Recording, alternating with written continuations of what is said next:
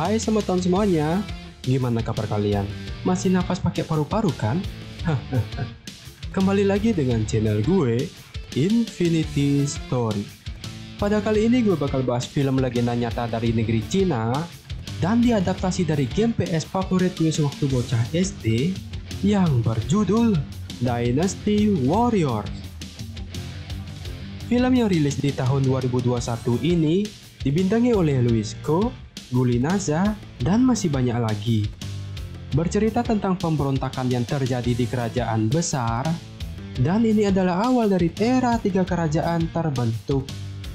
Oke, tanpa basa-basi kalian duduklah dengan santuy, lemaskan otot kalian, tarik nafas dalam-dalam, dan kita mulai.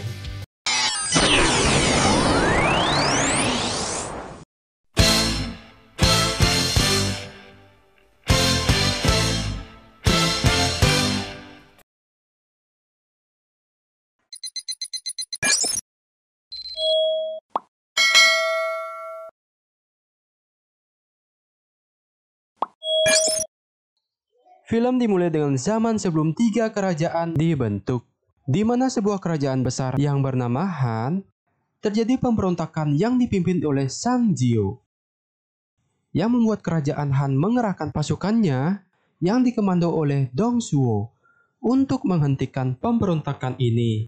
Sang Jiao adalah penyihir atau dukun santet yang dimana dia menggunakan magicnya sehingga membuat pasukannya menjadi seperti zombie dan tak terkalahkan. Di kejauhan, terlihat 3 saudara sedang memantau perperangan itu dan melihat pasukan Dong Zhuo di ambang kekalahan. Karena setia dengan dinasti Han, mereka pun turun dan ikut membantu. 3 bersaudara itu adalah Liu Bei, Guan Yu, dan Zhang Fei. Ya, yang pernah main gamenya pasti tidak asing lah. Mereka segera menuju ke medan perang dan pertarungan epik pun terjadi.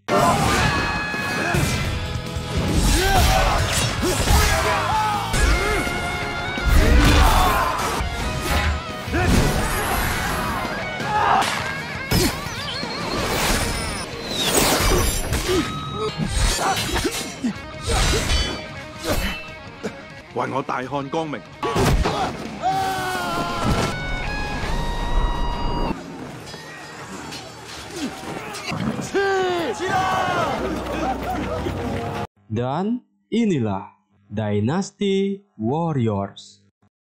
Beberapa hari setelah kejadian itu, di Istana Han, terlihat Dong Zhuo sedang semena-mena melengsarkan Raja Muda. Beberapa pejabat yang mencoba menolak, mereka dieksekusi. Itu pun membuat pejabat lain takut dan mengiyakan keinginan Dong Zhuo. Setelah itu, para pejabat melakukan pertemuan untuk saling meluarkan unek-uneknya dan bersedih, di mana Dong Zhuo dengan sesukanya memerintah dan menanam benih ke mantan ratunya. Wow! Tapi beda dengan pengawal kerajaan ini yang bernama Cao Cao, dia malah tertawa dan mengatakan semua pejabat itu pengecut, ember. Karena tersinggung, mereka pun mengusir Cao Cao untuk pergi. Dengan gagah, Cao Cao pun berkata, "Oke." Di tempat lain, terlihat Liu Bei yang sudah dipilih jadi pelindung kota oleh rakyat di sana, sedang dipalak oleh pejabat korup. Karena tidak mau membayar, dia pun dihina oleh pejabat tersebut. Sombong amat. Itu membuat Guan Yu dan Zhang Fei kesal, kemudian menghakimi pejabat itu. Tapi kejadian itu membuat tentara istana datang dan ingin menangkap mereka.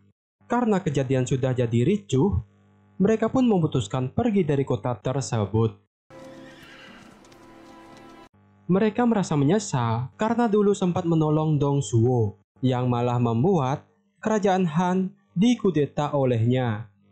Mendengar info ada pasukan aliansi anti Dong Zhuo di gunung, mereka pun pergi ke sana.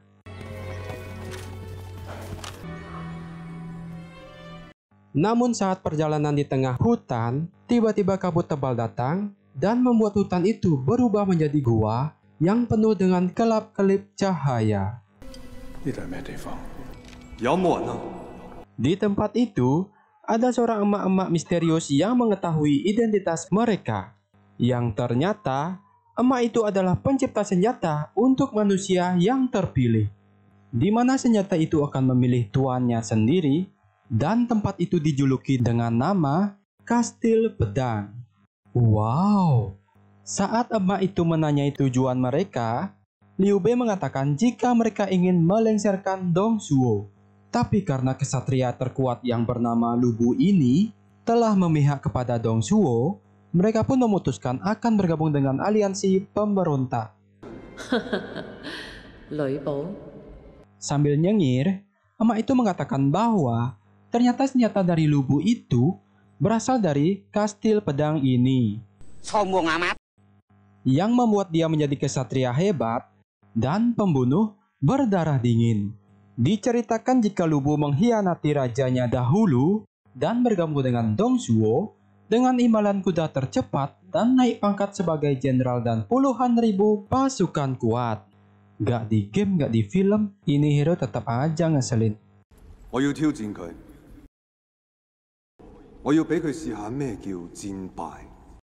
Setelah itu, Liu Bei juga bertanya pada emak itu, apakah dia tahu dengan Cao Cao?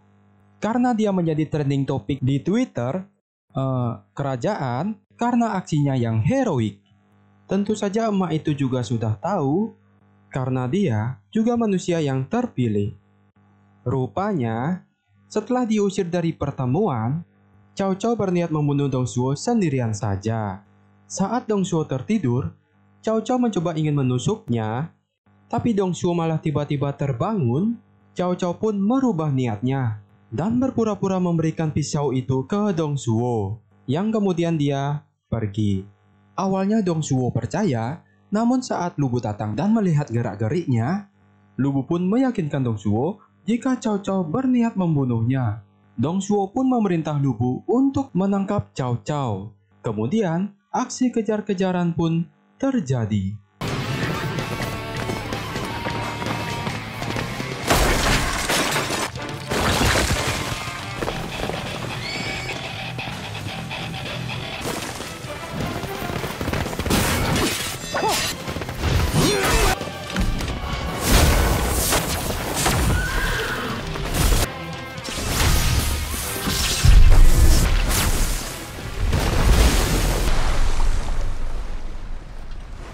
Kejadian itu membuat Cao Cao hanyut dan diselamatkan oleh dua sojoli di sana. Di istana, Dong Zhuo memerintahkan mencari Cao Cao hidup atau mati, sehingga dia menjadi trending topik di seluruh kerajaan. Cewek itu mengetahui jika Cao Cao adalah buronan yang bisa ditukar dengan uang, yang akhirnya dia dilaporkan dan ditangkap oleh pejabat di kota tersebut.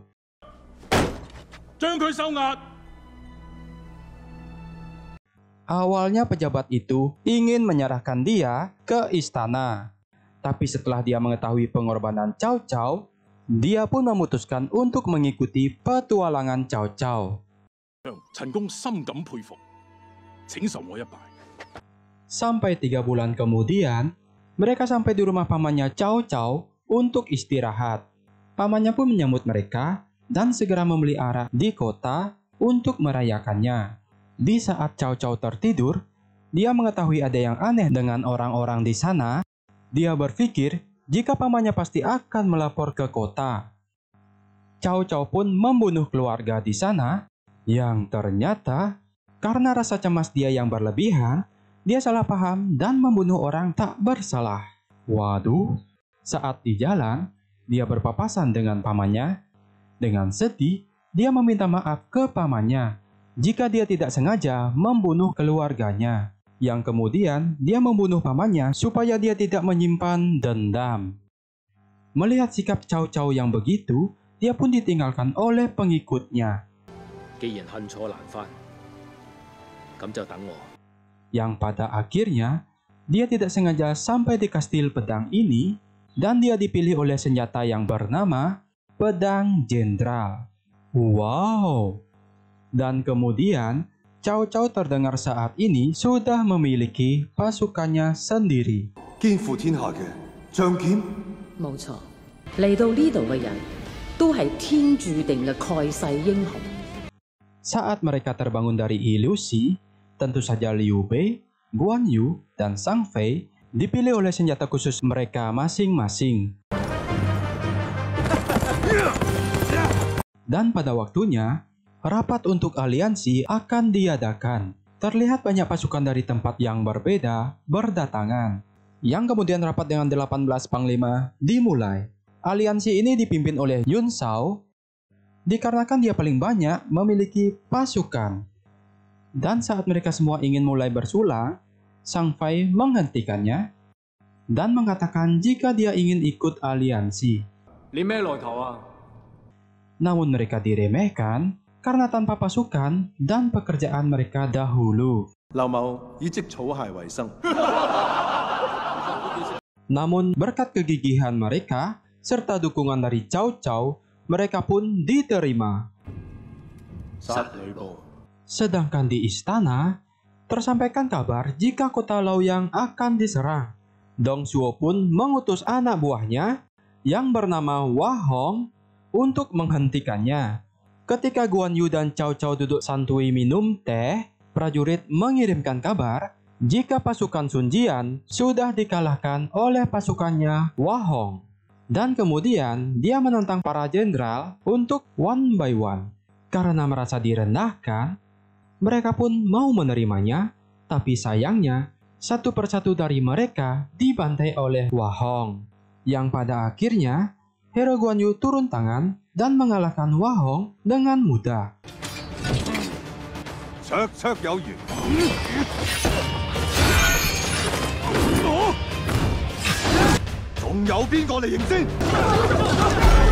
Itu pun membuat mereka diakui oleh para jenderal lainnya. Berita kekalahan Wah Hong dan 30.000 pasukannya sampai ke Dong Zhuo. Dia pun menanggapi serius untuk menangkan perang ini dan mengerahkan 500.000 pasukan. Wow!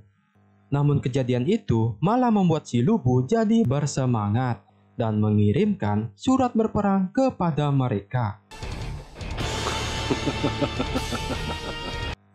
Itu pun membuat beberapa jenderal melarikan diri dan menyisakan 8 jenderal dengan pasukan kurang dari 200.000.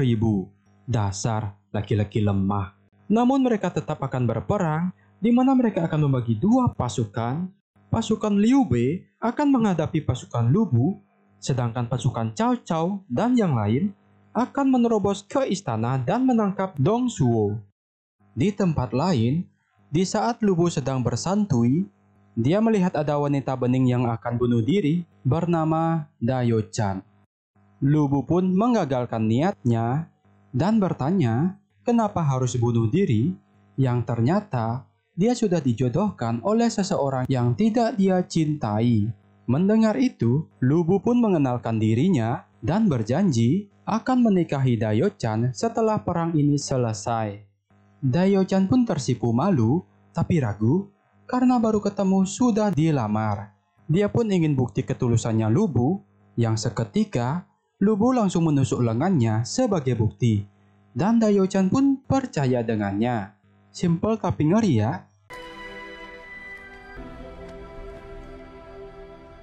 Dan saat hari berperang tiba, di sana mereka sudah dinanti oleh pasukan Lu Bu, dan ini pasti akan menjadi perperangan yang mengepikkan. Dan perang pun dimulai.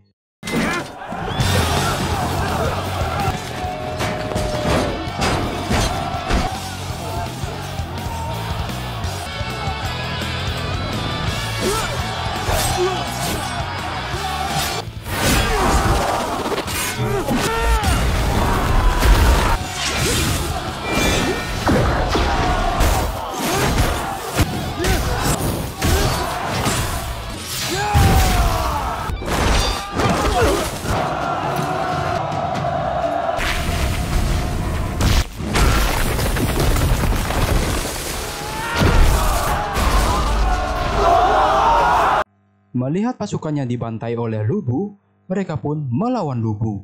Dan pertarungan 3 lawan 1 terjadi.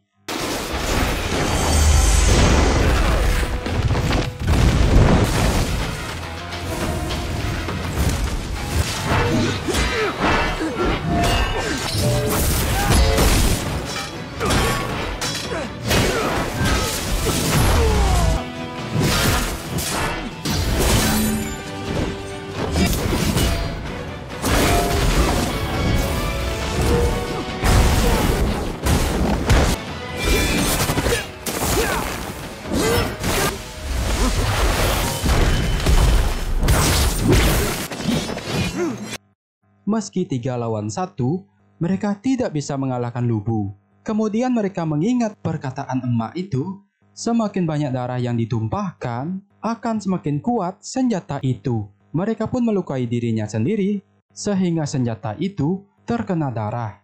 Dan saat senjata mereka saling terbentur, tiba-tiba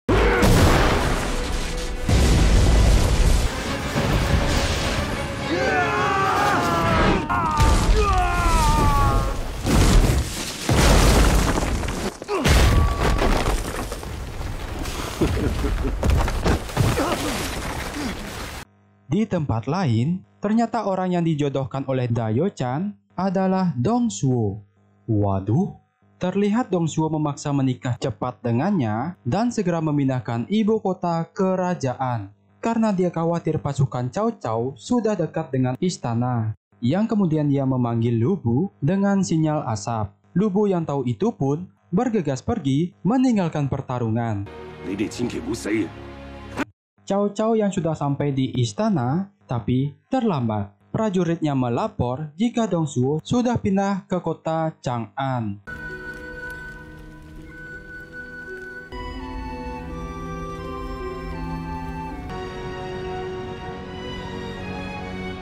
Satu tahun kemudian, Cao Cao terlihat datang ke markas Liu Bei untuk bernostalgia.